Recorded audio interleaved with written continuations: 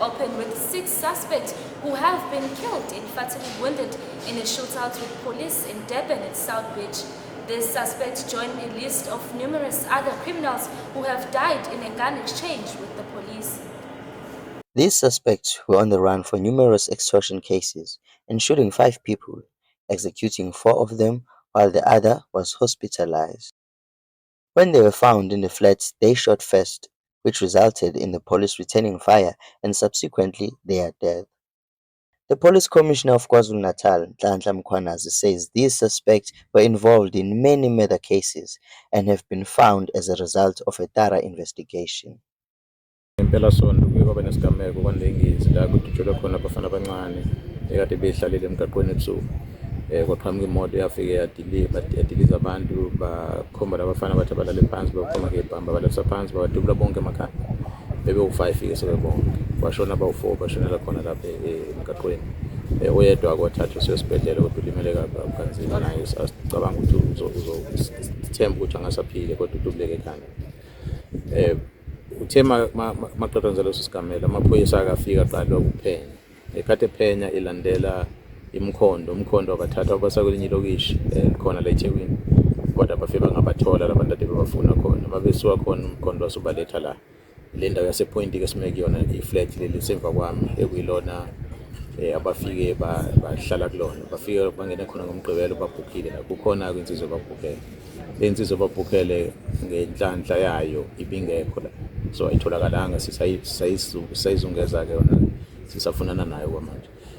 Kodwa labafana laba bawu6 abatholakala khona la endini amaphoyisa mayesefike siyafika bengena la flat kwase kuba nokudubulana ke khona phakathi. Inhlanhla leyo amaphoyisa awazange ukulimala kodwa abafana laba balele khona lapha phakathi nebhamu zabo. Ibona abafana kade bebulale ngempela sonto lapha kwaNdengezi. Amongst other reasons, Mkhwanazi attributes the increase of young criminals to broken homes and a lack of discipline. I think broken families because there's no control. They're young, like age average. They're supposed to be school. Some of them in matric and some of them maybe in university. They are in that age range. But the only thing they know is to commit crime. But if you drive around the townships, that's a common thing you see. They're just hanging around doing nothing. That's why they get recruited easily. And once they are not engaged productively, they are going to be recruited by criminals and they also become criminals. As the police continue to rid the criminals of the province, they appreciate tip-offs from the community members. Kanyiso Mchunu for Senate 8 in Durban. On other news, the eThekwini Mayor Cyril Xaba is taking action to rejuvenate the city in partnership with the Minister of Public Work and Infrastructure, Dan McPherson, who expressed intentions to help unlock the city's potential. The eThekwini municipality partnered with the national government to address major problems that stand in the way of rejuvenating the city. The Minister of Public Works and Infrastructure, Dan McPherson, and the eThekwini Mayor, Cyril Xaba, joined forces to tackle the issue of bad buildings, revenue collection from state departments, and inner city rejuvenation. This engagement with the Minister, and we have agreed to work together to find permanent solutions to the challenge of bad buildings in the city. In line with our vision to become the most caring and livable city, the revitalization and rehabilitation of our CBD is crucial if we are to attract investment into the city. The mayor says that they have identified more than 70 bad buildings that are in need of rejuvenation. And because of this, they cannot proceed with the rejuvenation of the city, as they would firstly need to address this issue, which is where the city would require the intervention of the minister. In this regard, our teams have identified 76 buildings which are derelict, abandoned, hijacked, or overcrowded.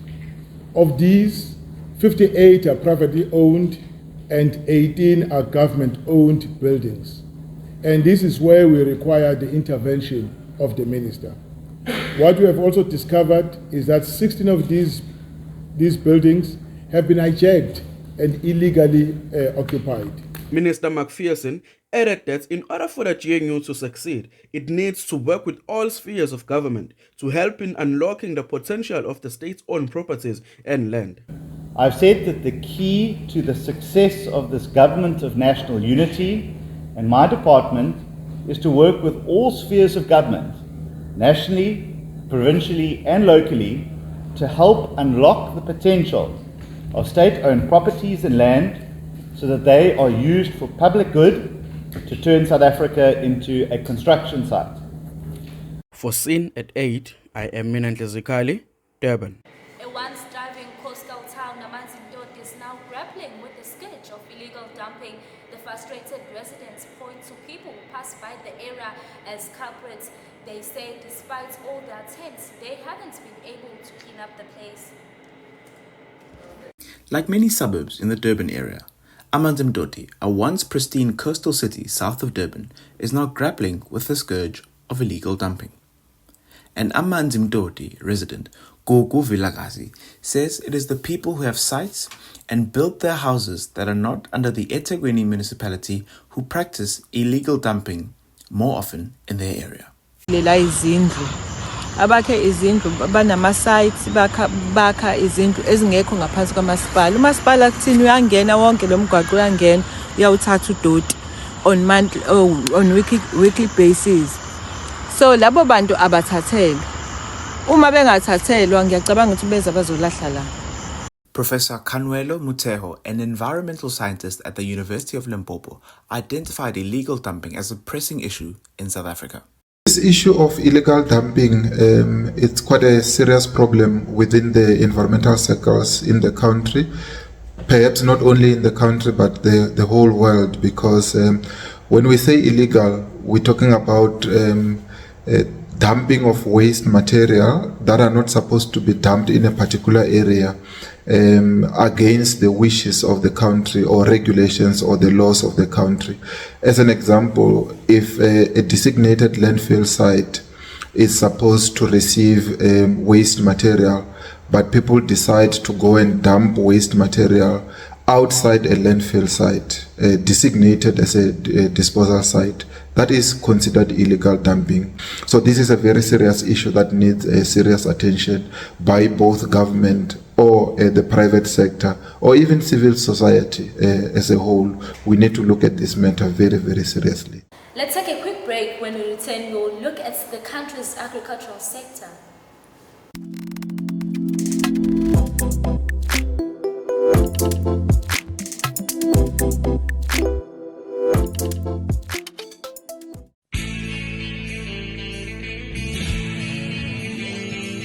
Meet Jomo, a young university student from Durban.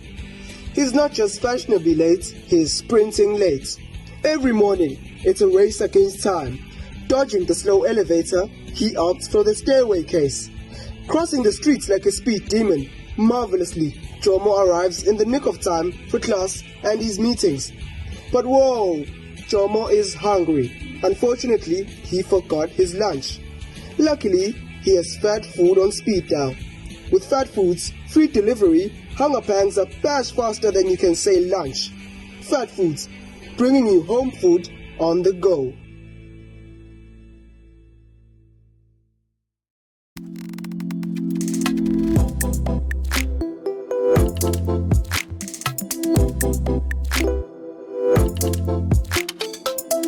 Welcome back. You're still watching Scene at 8.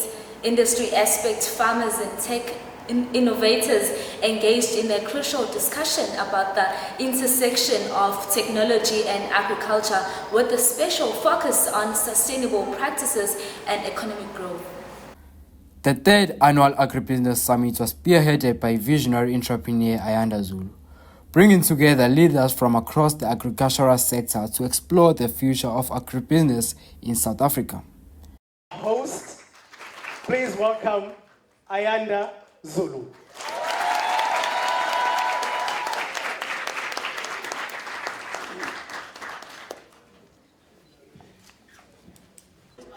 Here here today. We are at the 3rd annual Agribusiness Summit. It's all the young farmers, new farmers, established farmers, and also stakeholders, also the government, NYDA, CEDA, CIFA, and all these organizations that are here to assist or give information on how they go about in assisting young people that want to be in the farming space or who are already in the farming space but need guidance, because obviously you can be in farming but they need a skill or need to know which step to take next so that your enterprise or your business to grow. So that's basically that. We're here today just to also network with farmers. I think sometimes it's very hard to reach someone when they're on social media, but when we're sitting... The head of the Department of Agriculture and Rural Development, Jekona Mngomezulu, highlighted the significant contribution of agriculture to KZN. In no uncertain terms, the Premier of the province, Honorable A.T. Dole, instructed us to grow the province through agriculture. Currently, the sector contributes about 4% of the KwaZulu-Natal GDP. I want to ensure you that this percentage grows because we have a huge potential to becoming one of the major contributors in the economy. After Mngomezulu's inspiring speech, the audience engaged in a panel discussion with the municipality's agricultural representatives and entrepreneurs based in the city, debating on a solution to better the province's agricultural sector. Actually, we need to understand what is needed out there and how can I produce it. So when you're looking at the fork to farm, we give you the market intelligence. That includes the trends, the prices, and all those things that exist. We've got a fresh produce market in eThekwini. For Scene at 8, I am Sizwe Ntshorolo, Durban. Joining me now via Teams is 18-year-old Isaac Cunningham, has just received quite a few nominations in the Cape Town Squad International Film Festival 2024, which will be held on September 14th to the 15th. Some of these nominations include Best Writing, Best Animation, Best Film, and Best Director. So Isaac, tell us, how do you feel about receiving so many nominations? I feel so honored receiving all these nominations. Like, I didn't expect to get nominated for so many categories, but yeah, I'm glad that the festival is recognizing me and, you know, my skills. And all I can say is that I'm like really looking forward to attending the festival and to see what doors the festival opens for me. All right. So now for our viewers at home, can you just tell us about your short animation film, Pell? Pell is a short animated film that explores the heartwarming relationship between a dog and his owner. And it just shows how dogs are important in our lives, and it also shows us how owner has raised the dog as his own and taken care of him, and it also shows us like the different adventures that they go through. So I'm actually quite interested to find out, when did you start learning to do animation? So I started learning animation just before I could work on this film. So I didn't like, you know, fully learn animation and then dive into this film. It was sort of a learning process as well. So while I was working on this film, I was also learning how to animate and the different techniques that, you know, my software does. So yeah, I wouldn't say like I learned animation and then I did the film. Like, it was, you know, I did both of them simultaneously. Okay, Isaac, thank you for your time with us today. We wish you all the best in the film festival. And that was it with Isaac. Now let's look at the world of finances and see how the numbers are shaping up.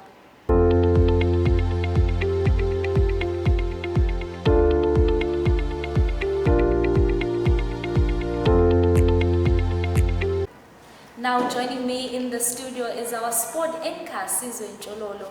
Sizwe, what is happening in the sporting world today? Okay, thank you so much, thank you. In the M10 Mamelodi Sundowns were knocked out of the tournament by Stellenbosch FC.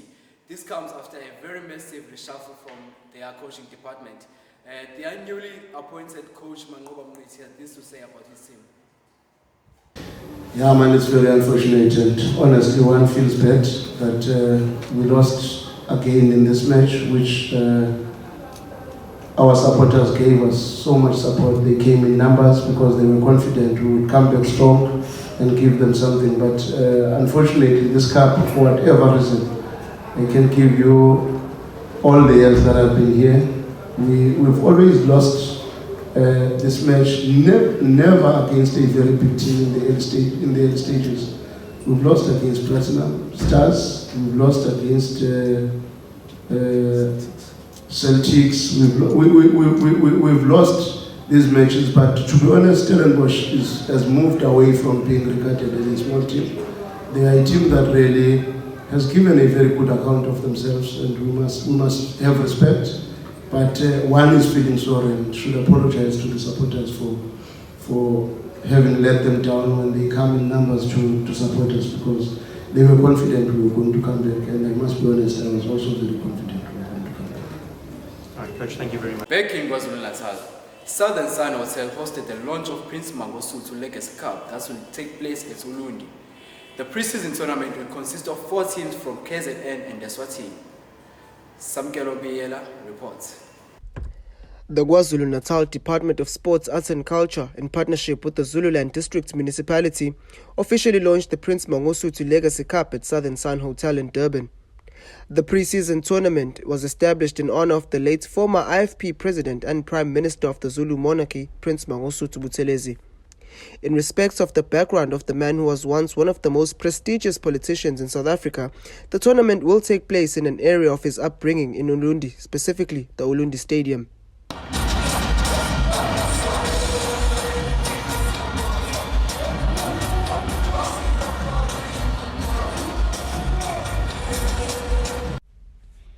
Invited to participate in the tournament was 2 KZN-based Premier Soccer League clubs in Richards Bay FC and Royal AM. Additionally, a special invite of Eswatini top-flight side Dzikizini Hotspurs.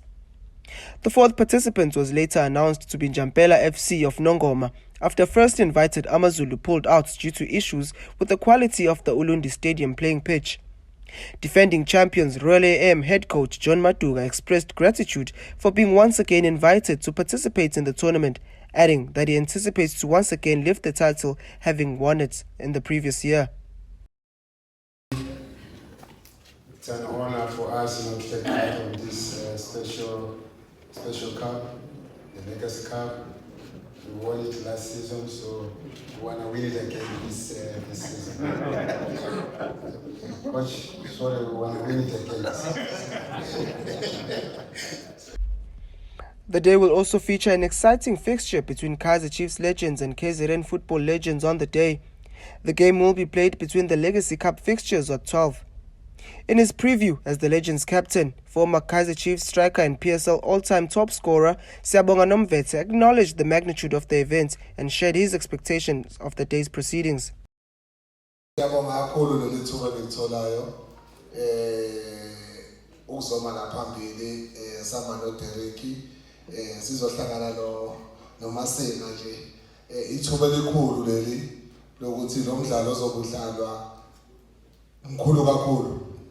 Nawo wonke amaqembu azobedlala sibheke okukhulu ukubona. Njoba nathi samakhosi siyapromise ukuthi umdlalo sowenza ukuthi ube muhle neKZN kuzobonakala ukuthi lama team ayobebanga le cup nathi basangasayina. Representing the KZN legends was former Golden Arrows player Mlungisi Masinga. The former centre-back assured the readiness of the KZN legends, building up to what will be nothing less than an intense 90 minutes fitness test for South Africa's former football stars. As KZN legends, siready kakhulu for lo mdlalo lo and umdlalo esiwuthandayo siyajabula nokuthi bawuthathe impela bawuse ekhaya la siqhamuka ngakhona ukuze sibone ukuthi oDerek ubowaseshona uzosilahla kanjani sabangakuwo uzosivimba kanjani sabangakuwo.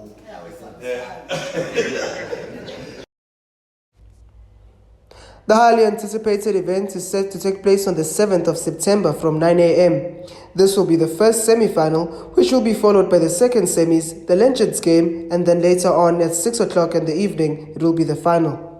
Samkelo Biela, seen at 8, Durban. That was all from us for today, but tomorrow we'll still be seeing at 8. We are not leaving you alone. Here's your weather report.